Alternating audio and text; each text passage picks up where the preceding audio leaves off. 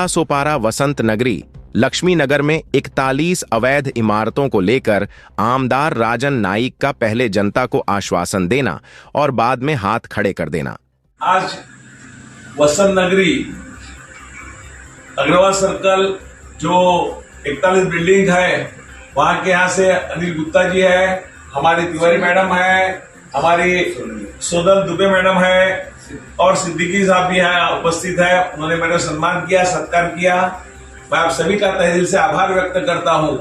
और आप जिस परिस्थिति में रह रहे हैं, बहुत कठिन परिस्थिति में रहे हैं, आपको बहुत तकलीफ होता है मानसिक। आप स्वयं, आपका परिवार, बच्चे और जो आपके पतिदेव वगैरह है, वो सब टेंशन में रहे हैं। मैं आपके साथ हूँ। कानूनी कार्रवाई है, इसमें ज्यादा टिप्पणी मैं नहीं करना चाहता हूँ।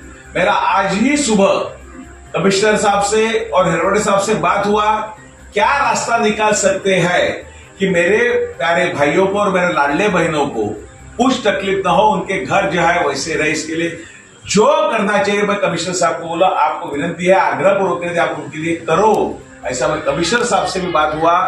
एक तरफ देश के लाडले प्रधानमंत्री हर एक परिवार के घर पे छप्पर दे रहे हैं, घर पे बना दे के दे रहे हैं, और दूसरी तरफ अवैध यहाँ के निर्माता की गलती है।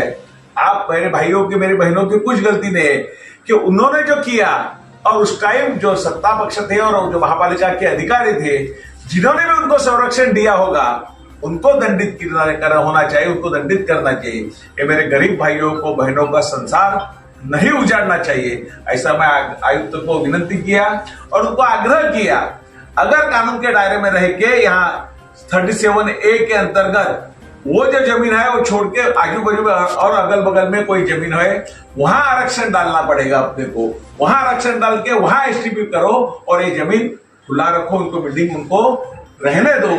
ऐसा मैं आयुक्त को आग्रह किया, क्योंकि अभी डीपी प्लान बदल हो रहा है, उसका जो पुराना था प्लान था उसका मुदत समाप्त हो रहा है। इसलिए मैंने आयुक्त को आग्रह किया।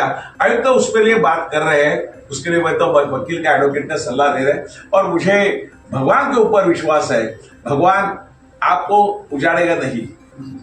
आप गरीब एक आशा लेके यहाँ आए हैं कि हम लोग नालासोपारा जाएंगे, हमारे बच्चे पढ़ेंगे, बड़े हो जाएंगे, अच्छा जॉब करेंगे, हमारा संसार अच्छा चलेगा। भारतीय जनता पार्टी पूरे आपके सुरक्षा साथ इस सवाल को उठाता है कि क्या नेता सिर्फ चुनावी वादों तक सीमित रहते हैं? आमदार राजन नाईक ने पहले वादा किया था कि कोई भी रहिवासी बेघर नहीं होगा। इस वादे से जनता को उम्मीद थी कि उनकी समस्याओं का समाधान होगा। हाईकोर्ट के आदेश का हवाला देकर आमदार ने खुद को असहाय बताया। यह बयान न केवल उनके आश्वासनों के विपरीत है, बल्कि यह भी दर्शाता है कि जनता को उनकी उम्मीदों के साथ छोड़ दिया गया। प्रशासन द्वारा आशियाने तोड़ने के बाद हजारों लोग बेघर हो गए। बच्चों, बुजुर्गों और परिवारों के आंसू और दर्द इस पूरे मामले की गंभीरता को दिखाते हैं। चुनाव के समय जनता को वोट बैंक के रूप में देखना और बाद में उनके मुद्दों को न सुलझाना राजनीतिक वर्ग की नीयत पर सवाल खड़े करता है। यह सवाल महत्वपूर्ण है कि क्या गरीब जनता को सिर्फ चुनावी वादों और दिखावटी आश्वासनों के लिए इस्तेमाल किया जाता है?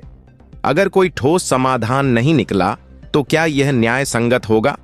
अवैध निर्माण को हटाने से पहले पुनर्वास की ठोस व्यवस्था होनी चाहिए थी। पहला उनको घर का चाबी देके वो घर में उनका गृह प्रवेश होएगा, बाद में उनका बिल्डिंग टूटना चाहिए। उनका क्या, गरीब मेरे भाइयों का, मेरे बहनों का क्या दोष है?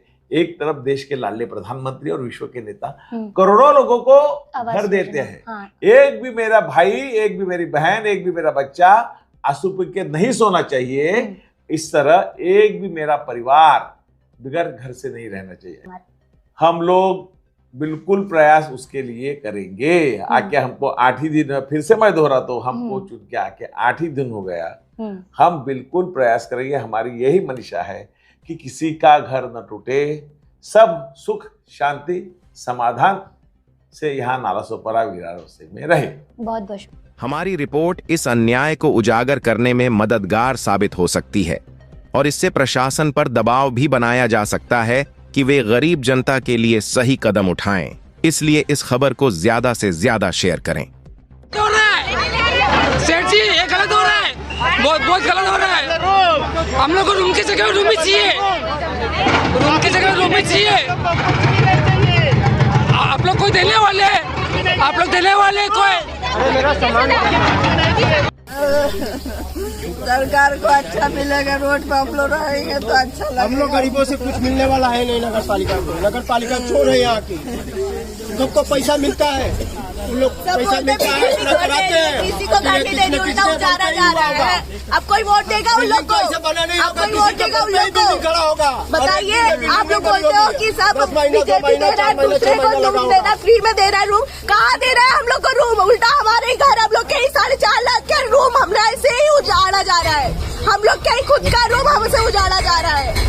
बताइए हम लोग कहाँ जाएंगे? अब भी मैं पेपर दे के आ रही हूँ, मैं सरकारी मीडियम में पढ़ती हूँ। अब भी मेरे पापा उनके पास इतना ताकत नहीं है कि वो मेरे को इंग्लिश मीडियम में पढ़ा सके। बताइए अब हम लोग कहाँ जाएंगे? 12-12 हजार सिक्कों में रूम का ये भाड़ा है, और हम लोग का इतना ताकत नहीं है कि 50-50 लाख का रूम ले सके। फिर से रूम लेने के लिए इतना ये नहीं है कि इनकम है कि भाई हम लोग ले सके। मेरे पापा रोड पे जाके भाजी बेचते हैं, खुद का व्यवसाय करते हैं वो।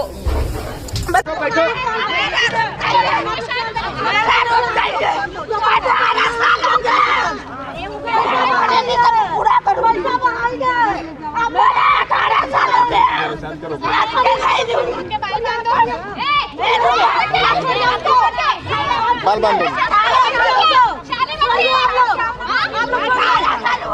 छोड़िए